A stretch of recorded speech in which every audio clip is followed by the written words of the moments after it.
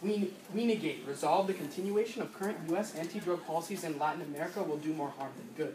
First, an observation. The resolution clearly articulates that we have to look to the harms and benefits from U.S. anti-drug policies. Thus, the pro must prove a causal relationship between U.S. anti-drug policies and harms in three ways. First, they need to show that the harms did not exist prior to when U.S. policies were in place and therefore were exacerbated by the U.S. policies. Secondly, they need to clearly explain in the status quo how these policies directly cause the harms, because they are not meeting their resolutional burden if they only show correlation. And third, they need to show that the absence of current policies would not lead to harms, because if the harms still exist without the U.S. policy, then there is also no causal link or uniqueness. Contention 1. American anti-tobacco smoking policies in Latin America have been and will be beneficial. According to the National Institute of Drug Abuse, the tobacco and nicotine found in cigarettes are considered highly addictive drugs. The U.S. has actively fought cigarette smoking in Latin America in three main ways. A. Export excise taxes. Frank Chalupka, the University of Illinois, explains that for the United States, tobacco excise taxes have not been imposed to raise revenue, but, quote, explicitly for the purpose of reducing tobacco use. As a result, they constitute an anti-drug policy. The Wall Street Journal on April 26 of 2013 explained how excise taxes are a current policy. Quote, a White House budget proposal earlier this month could trigger a 94% increase in the federal excise tax for cigarettes, further pressuring sales. Hugh Waters of Johns Hopkins explains that because such taxes restrict the ability to purchase cigarettes, they are directly linked to decreases in smoking.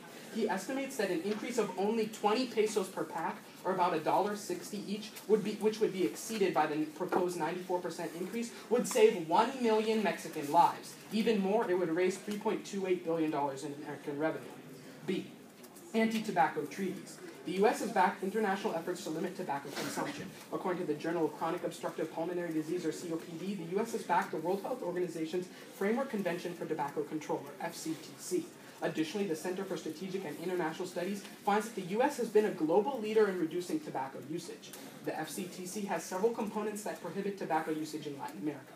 According to the WHO, the ban restricts lobbying and the influences of big tobacco industries on government, restricts public smoking and secondhand smoke exposure, funds public awareness programs, comprehensively bans tobacco advertising, and requires health labels that occupy 30% of the cigarette carton.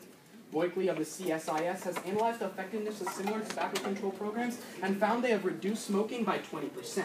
The impacts are immense. The Palo Alto Medical Foundation explains that smoking and secondhand smoke kill more people than AIDS, alcohol and drug abuse, car crashes, murders, suicides, and fires combined. And Shigematsu of Yale does weighing for you. Quote, more people die of tobacco smoking in Mexico every single year than have died in all the drug-related violence of recent years put together. C. Crackdowns on smuggling and counterfeiting. A serious problem for the U.S. is that counterfeit cigarettes are made in Latin America, then smuggled and smoked both in the U.S. and several South American countries. According to the GAO, the ICE, CBP, and ATF have all steadily ramped up efforts to crack down on tobacco smuggling. The GAO furthers that Customs and Border Patrol has increased the percentage seized from 9 to 44%, or a five-fold increase in the last decade.